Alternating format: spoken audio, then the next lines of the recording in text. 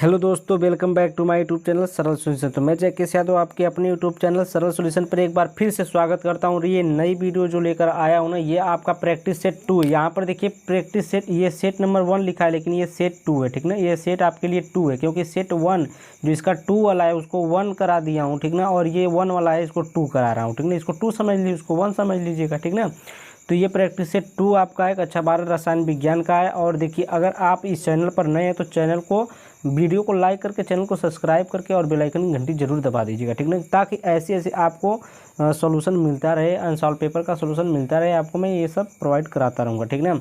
और जो लोग अभी तक आप लोग अगर परचेस नहीं किए हैं, नहीं खरीदे हैं, तो आप लोग अनसॉल्व पेपर का जो PDF है उसको ले लीजिए, ठीक ना। बहुत ही आपके लिए बहुत ही ज़रूरी है, ठीक, क्योंकि आपको पढ़ना है और ये 2024 का आपको पेपर देना है अगर, तो ये बहुत ही महत्वपूर्ण है आपके अच्छे नंबर के लिए। तो यहाँ पर देखिए, हम लोग आते हैं, पहले यहाँ पर पहला क्वेश्चन देख लेते हैं, ठीक ना।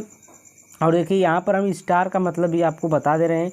स्टार का मतलब क्या होता है भी हम बताएंगे, ठीक ना। इस प्रश्न के प्रत्येक खंड में 4 विकल्प दिए गए हैं, सही विकल्प चुनकर उसे अपनी उत्तर पुस्तिका में लिखना है, ठीक। उसके बाद देखिए क्वेश्चन नंबर क है, ठीक ना, 1 का क है, ठीक ना। तो देखिए, वह ठोस जो विद्युत चालक आघातवर्ध और तन्य होते हैं कहलाते हैं। जो आघातवर्ध किस में पाया जाता है, तन्यता किस में। आघातवर्ध मतलब जिसको मारने पर, यानी कि चोट करने पर वह फैलता है, ठीक ना, यानी कि वो उसको मारे जाए तो वो फैल जाए। और तन्य, तन्य का मतलब उसको खींचा जाए तो वो बढ़ जाए। तो किसमें ये गुण किसमें पाया जाता है, तो ये गुण धातु में पाया जाता है। ये क्या कहलाएगा, धात्विक ठोस कहलाएगा। तो इसमें का कौन वाला सही हो जाएगा, क का तीसरा सही हो जाएगा, धात्विक ठोस, ठीक है। तो ये वाला आपका सही हो जाएगा। वैसे ये क्वेश्चन हम लोग को करना नहीं था, इसलिए हम इसको लेकिन हम लोग इसको करा दे रहे हैं, ठीक है, हम इसको करा दे रहे हैं। उसके बाद देखिए प्रश्न नंबर 2 है, प्रश्न नंबर 2 यानी ख वाला, ठीक ना। तो ख वाले में देखिए क्या है कि 10% द्रव्यमान प्रतिशत वाले ग्लूकोज के 200 ग्राम विलियन में ग्लूकोज के मात्रा होगी। ये कह रहा है कि 10% द्रव्यमान प्रतिशत वाले ग्लूकोज के 200 ग्राम विलियन में ग्लूकोज की मात्रा क्या होगी। तो इसको हम लोग अभी थोड़ा सा हल करेंगे। तो इस वाले क्वेश्चन को 10% द्रव्यमान प्रतिशत वाले ग्लूकोज में 200 ग्राम विलियन में ग्लूकोज की मात्रा क्या होगी। तो इसको मैं बहुत ही आसान तरीके से और बहुत ही अच्छे तरीके से आपको बता दे रहा हूँ यहाँ पर, ठीक ना। तो यहाँ पर देखिए कह रहा है कि 10% ना। तो अब देखिए इसको कितना पर कह रहा है, 200 ग्राम, कितने पर, 200 ग्राम का 10% आप निकाल लेंगे। तो 200 ग्राम का 10% का मतलब हो गया, ये प्रतिशत का मतलब क्या होता है, 100। तो बटे में क्या कर देंगे, 100, 1 2 0 से 2 0 कट गया, बचा कितना, 20 ग्राम। तो ये आपका क्या हो जाएगा, 20 ग्राम।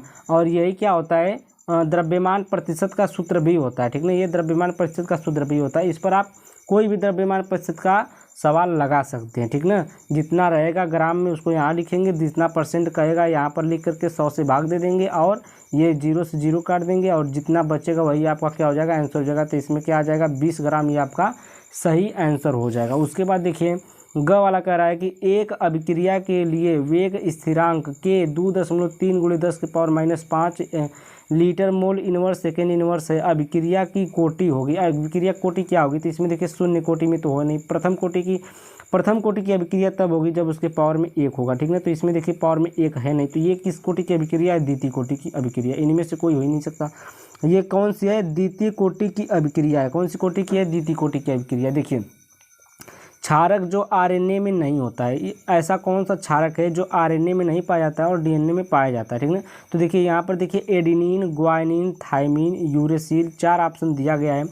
Adenine, guanine, thymine, uracil. Uracil जो होता है ये आपका RNA में होता है, ग्वानिन भी आपका होता है, एडेनिन भी होता है, और ये तीनों जो है, तीनों DNA में भी होता है, RNA में भी होता है। बस ये थाइमिन RNA में नहीं होता है, ये DNA में होता है, ठीक ना। थाइमिन की जगह क्या होता है, साइटोसिन होता है, ठीक ना। तो यहाँ पर थाइमिन नहीं होगा। तो यहाँ पर ऑप्शन नंबर आपका कौन सा सही हो जाएगा, C वाला, यानी कि तीसरा वाला सही हो जाएगा, घ का तीसरा। और मैं ये क्वेश्चन मतलब पूरा आंसर पेपर करा नहीं रहा हूँ, इसको अभी आपको मैं सिर्फ क्वेश्चन दिखाऊंगा, उसके बाद सोल्यूशन, ये क्वेश्चन कराऊंगा, ठीक ना। फिर उसके बाद आपको पूरा सोल्यूशन मिलेगा, ठीक। अगला वाला देखिए, कैनिजारो अभिक्रिया प्रदर्शित करता है। कैनिजारो अभिक्रिया क्या प्रदर्शित करता है, ये आपको बताना है, ठीक ना। तो इसमें जो है, जो कैनिजारो अभिक्रिया होती है वो क्या प्रदर्शित करती है, बेंजेल्डिहाइड प्रदर्शित करती है। जब आप कैनिजारो अभिक्रिया पढ़ रहे होंगे तब आपको दिखेगा कि उसमें क्या बन रहा है। तो बेंजेल्डिहाइड क्या बनता है, बेंजल्डिहाइड को बनाती है, ठीक ना। तो इसमें सी वाला आपका सही हो जाएगा, यानी कि तीसरा वाला। तो इसमें च वाला देख लीजिए, च वाला में कह रहा है कि कार्बिल एमीन अभिक्रिया, कार्बन एमीन जो क्रिया होती है वो क्या देती है, ठीक ना, क्या देती है। इसमें तो आपको देखिए CH3NH2, CH3 का ट्वाइस NH, CH3 का थ्राइस N, CH2 का ट्वाइस NH, इसमें से कोई नहीं देती है, एक देती है, कौन सा, CH3NH2, ठीक ना। तो ये मेथिल एमीन अभिक्रिया देती है, क्या देती है, मेथिल एमीन देती है, ठीक ना।